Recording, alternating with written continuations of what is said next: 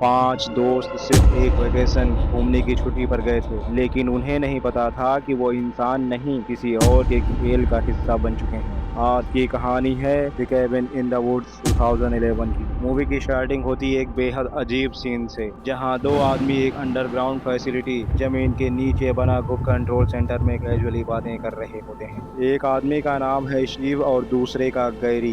दोनों किसी बड़े ऑपरेशन गुप्त मिशन की तैयारी कर रहे होते हैं। पहले तो ऐसा लगता है जैसे ये कोई ऑफिस काम करने की जगह हो, लेकिन धीरे धीरे पता चलता है कि यहाँ कुछ बहुत गलत चल रहा है। तभी दूसरी तरफ हमें मिलते हैं 5 कॉलेज दोस्त, जूल्स, कर्ट, डाना, होल्डन और मार्टी। ये सभी वीकेंड ट्रिप छुट्टियों की यात्रा पर जा रहे होते हैं, जंगल के बीच बने एक पुराने कैबिन में। कैबिन मतलब लकड़ी का एक अकेला घर। लेकिन असली डर अभी शुरू भी नहीं हुआ था। मार्टी सबसे अलग लड़का होता है। वो लगातार वीड नशे वाला पौधा पीता रहता है और बाकी लोगों से ज्यादा अजीब बातें करता है। लेकिन पूरी मूवी में सबसे ज्यादा समझदार वही निकलता है। इधर फैसिलिटी गुप्त कंट्रोल सेंटर में बैठे लोग इन पांचों को स्क्रीन निगरानी वाले मॉनिटर पर देख रहे होते हैं। मतलब इनकी पूरी ट्रिप पहले से मॉनिटर की जा रही होती है। अब होता क्या है, रास्ते में ये लोग एक बेहद डरावने गैस स्टेशन पेट्रोल पंप पर रुकते हैं। वहाँ एक बूढ़ा आदमी इन्हें वार्निंग खतरे की चेतावनी देता है। उसकी आंखें अजीब होती हैं,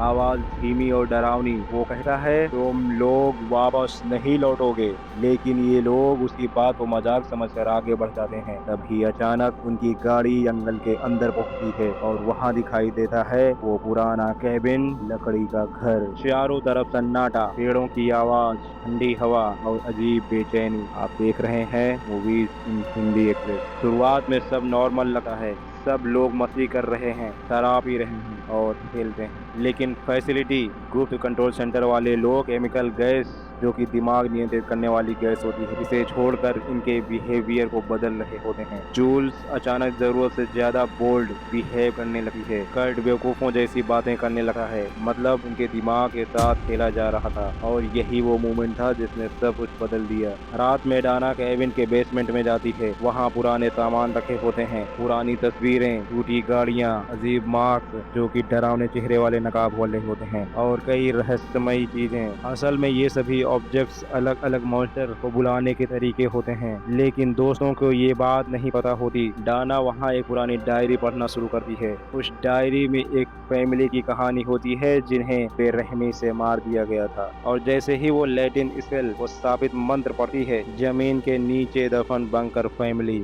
मरे हुए खूंखार लोग जाग जाते हैं। मिट्टी के अंदर से सड़े हुए हाथ बाहर निकलने लगते हैं, हड्डियां टूटने की आवाजें आने लगती हैं, और फिर मरे हुए खूंखार गांव वाले वापस जिंदा हो जाते हैं। केबिन के बाहर मौत खड़ी थी। इधर फैसिलिटी कंट्रोल सेंटर में बैठे लोग सेलिब्रेट कर रहे होते हैं, क्योंकि उनका रिचुअल शुरू हो चुका होता है। असल में दुनिया के एंसेंट गार्ड्स, प्राचीन दैत्य देवता को शांत रखने के लिए हर साल युवाओं की बलि दी जाती थी, और ये पूरा खेल उसी का हिस्सा था। लेकिन मामला तब बिगड़ता है जब एक ज़ॉम्बी मरा हुआ डरावना जीव जूल्स को पकड़ लेता है। वो जंगल में भाग रही होती है, बारिश शुरू हो चुकी होती है, पेड़ों के बीच अंधेरा और गहरा होता जा रहा होता है। तभी पीछे से एक सड़ा हुआ हाथ उसके बाल पकड़ लेता है। जूल्स जोर जोर से चीखती है, लेकिन अगले ही पल ज़ॉम्बी मरा हुआ जीव उसकी पीठ पर भयानक हमला कर देता है। खून हर तरफ फैल जाता है। फैसिलिटी कंट्रोल सेंटर में बैठे लोग इसे देखकर खुश हो रहे होते हैं, जैसे ये कोई गेम हो। अब सभी दोस्त डर जाते हैं, वो भागने की कोशिश करते हैं, लेकिन उन्हें पता चलता है कि टनल बंद हो चुकी है, फोन काम नहीं कर रहे और पूरा इलाका ट्रैप यानी जाल बन चुका है।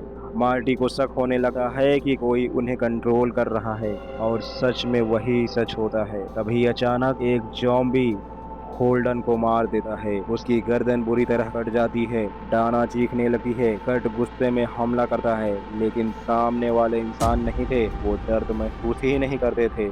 अब कट फैसला करता है कि वो अपनी बाइक से जंगल पार करके मदद लाएगा। वो तेज स्पीड में छलांग लगाता है, लेकिन अचानक हवा में इनविजिबल वॉल, अदृश्य दीवार आ जाती है। उसकी बाइक सीधा उस दीवार से टकराती है और कर्ट का शरीर हवा में फटकर नीचे गिर जाता है। ये सीन बेहद शॉकिंग होता है। अब डाना पूरी तरह टूट चुकी होती है, लेकिन असली ट्विस्ट अभी बाकी था। मार्टी जिसे सब मरा हुआ समझ रहे थे असल में जिंदा होता है। वो डाना को फैसिलिटी गुप्त कंट्रोल सेंटर का सच बताता है। दोनों एक सीक्रेट एलिवेटर छुपी हुई लिफ्ट से नीचे जाते हैं और वहाँ जो दिखाई देता है वो किसी नाइटमेयर एक डरावने सपने से कम नहीं था। सैकड़ों मॉन्स्टर, हर तरह के क्रिएचर्स, खतरनाक जीव, घोस्ट, भूत, डेमंस, शैतानी जीव, हीलर, खूनी लोग, सब अलग अलग सेल जो कि बंद कैद कमरा होता है उसमें कैद होते हैं। अब पता चलता है कि हर देश अपने तरीके से इंसानों की बलि देता है ताकि एंशिएंट गॉड्स, प्राचीन दैत्य शांत रहें। लेकिन यहाँ चीजें कंट्रोल से बाहर होने वाली थी।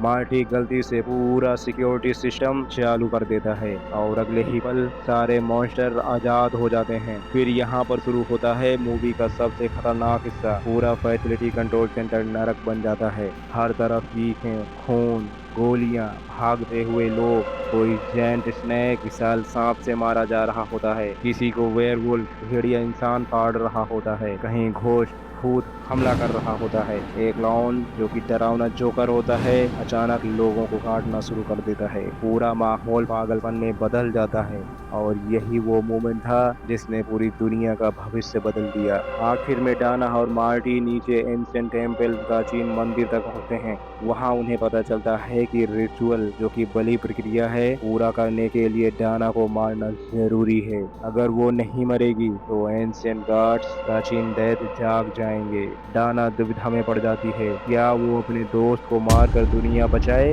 या इंसानियत को खत्म होने दे। तभी अचानक वहां भयंकर ज़ॉम्बी मरा हुआ खूंखार गांव वाला फिर आ जाता है। लेकिन इस बार मार्टी और डाना लड़ते लड़ते थक चुके होते हैं। फिर एक जायंट हैंड, विशाल हाथ जमीन तोड़कर बाहर निकलता है। धरती कांपने लगती है और पूरी दुनिया खत्म होने की तरफ बढ़ने लगती है। मार्टी आखिरी बार डाना की तरफ देखकर मुस्कुराता है।